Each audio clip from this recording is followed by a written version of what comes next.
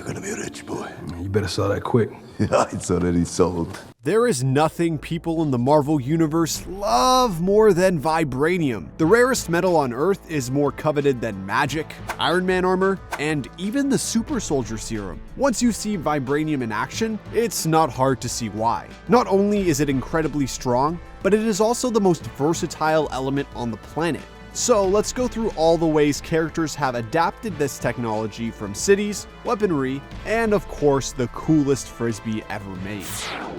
Probably the most famous chunk of Vibranium in the world is Captain America's shield. This is kind of ironic because out of all the Vibranium inventions we've seen, this one is by far the most simplistic. Instead of using the most versatile substance on Earth to create a weapon, secure his flying car, or build an Iron Man suit before his son, Howard Stark made the questionable decision to turn it into a simple shield. Even he knew it wasn't his best work when Steve was trying out various cap shields. No, that's just a prototype. What's it made of? Vibranium. Despite the shield's simplistic nature, it has proven to be a very useful weapon. As Spider-Man was quick to point out, the shield holds no regard for the laws of physics. You can easily clear a room with it by bouncing it off of walls and people until it returns right to your hands. More than that though, it has proven to be the most powerful ideological symbol in the MCU, one that Steve Rogers, John Walker, and now Sam Wilson have all struggled with. The importance of Vibranium was really highlighted in Age of Ultron when Ultron spent a few minutes pretty much learning all of human knowledge, and then immediately decided that he needed to get as much Vibranium as he possibly could. He managed to buy as much as his metal heart desired and set to work creating bodies for himself. Once he was finally in his Vibranium body, he was so proud of it that he ripped his main body to pieces. I mean, his whole deal is that he can control multiple bodies at once, so this was clearly him demonstrating how inferior he thought non-Vibranium Ultron was. If that wasn't enough, he also used it to turn an entire city into his own personal apocalyptic meteor.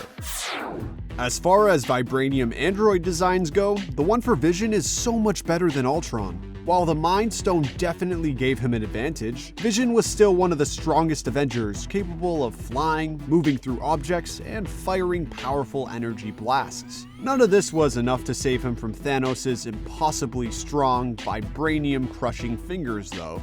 Ultimately, his Vibranium body was considered more valuable than he was. After Thanos took him out, Sword took custody of his body, ignoring his choices because the Vibranium was worth way too much to care about an android's last wishes. I cannot allow you to take $3 billion worth of Vibranium just to put it in the ground. This worked out for him in the end because they were able to figure out how to resurrect him, albeit without all the emotions and memories. Okay, maybe it didn't work out for him in the end. If there's any one character who is most associated with Vibranium, it's the Black Panther. While multiple heroes use Vibranium, or are made out of it, no one utilizes it with the style that T'Challa does. His first suit may not have had any bells and whistles to it, but when you have Panther's superpowers and an indestructible suit with razor-sharp claws, you could see why he thought he didn't need more. Luckily, his sister had a lot more imagination. Shuri gave T'Challa a serious upgrade with nanotech that could be easily concealed within seconds and the ability to store kinetic energy to release in an epic surge of power. Delete that footage. It's incredibly sad that we'll never get to see what Shuri had in store for her brother's inevitable upgrade in Black Panther 2. That being said, if Shuri does end up donning the Late King's costume, you just know she's gonna load it up with more Vibranium gadgets than we've ever seen. Seeing as literally all Vibranium on Earth comes from the meteor that crashed into Wakanda centuries ago, the Wakandans have utilized it in every level of their society. This ranges from high-tech train systems, a holographic generator capable of hiding their entire country, and flying cars. Not only that, but it appears to feature heavily in their jewelry, piercings, and possibly even their clothings as well. The Kimoyo beads are a functional piece of fashion that can operate as a form of communication. They are also able to utilize their tech to do incredible things like take over cars from thousands of miles away. As the series progresses with more movie sequels and spin-off TV shows, we'll likely see dozens of Vibranium inventions in the next decade or so.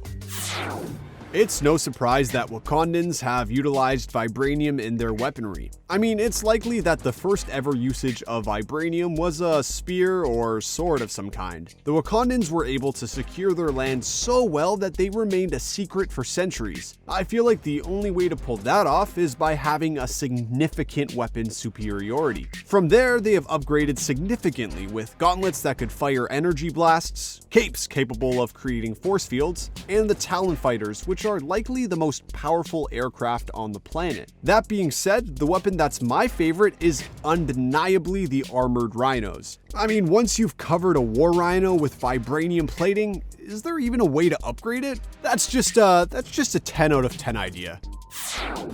Ulysses Klaue is a world-renowned vibranium thief. If you're known worldwide for stealing vibranium and you lose an arm, everyone kind of expects you to build a vibranium prosthetic. Klaue definitely lived up to this, as he demonstrated in Black Panther. His vibranium arm was capable of firing energy blasts. That being said, it's very disappointing that Klaue got taken out so soon. He's an all-star Marvel villain who utilizes vibranium to create all sorts of sonic weapons that plagued Black Panther, Daredevil, and even the Avengers. At one point in the comics, he literally becomes sound itself. I'm not even sure how that works, but it's sad we'll never get to see the MCU try their hand at it. You might not know this, but vibranium technically made its first appearance in the MCU a lot sooner than you would think. In Iron Man 2, the palladium arc reactor was slowly poisoning Tony Stark. The only way he was able to save his own life was to create a new element using chemistry his father didn't have the technology to make himself. Well, in the novelization for the movie, it explicitly refers to the element as vibranium. In MCU canon, Tony Stark was actually able to make vibranium in a lab and seemingly never used it again, or even told a single person about one of the greatest scientific achievements in human history. Shit.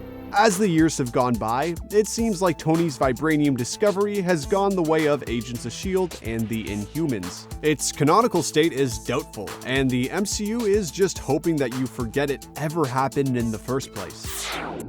Hydra's Winter Soldier program did everything they could to create the perfect evil Captain America. He had all of Cap's powers, was Cap's brainwashed best friend, and the Hydra costume department made sure to give him a suit that looked like the antithesis to Captain America's colors. The one place they dropped the ball was with his metallic arm. If Captain America is sporting a vibranium shield, you really want the Winter Soldier to have a vibranium arm. While the titanium served him well for most of his life, Iron Man was eventually able to blow it to pieces. That's why it's so satisfying that Shuri was able to give Bucky the vibranium fist he truly deserved. She didn't exactly tell him that there was a secret switch that immediately turned it off though. Apparently, she let all of the Dora Milaje know just in case they ever needed to make it clear in a fight that his friendship with Wakanda was done in the most dramatic way possible. I don't know exactly which writer on The Falcon and the Winter Soldier decided that in order to give Sam the coolest wingsuit possible, it had to be made in Wakanda, but well done. His vibranium wings pair perfectly with Cap's shield, often acting as an extension of the shield itself. Shuri also decked out the wings with more gadgets, giving Sam 3 high-powered Red Wing drones that are capable of lifting up a car, despite the fact that they are Lego model sized. I bet Captain America 4 will feature even more vibranium gadgets that our high-flying new Cap will use to take down more bad guys in helicopters. Taking down helicopter-related villainy is where Sam Wilson shines the most. So when are we getting vibranium already? I mean, First Avenger came out in 2011? Has Disney not been spending the last decade making vibranium happen? We know they've been secretly working on perfecting the realistic lightsaber. Vibranium has got to be next.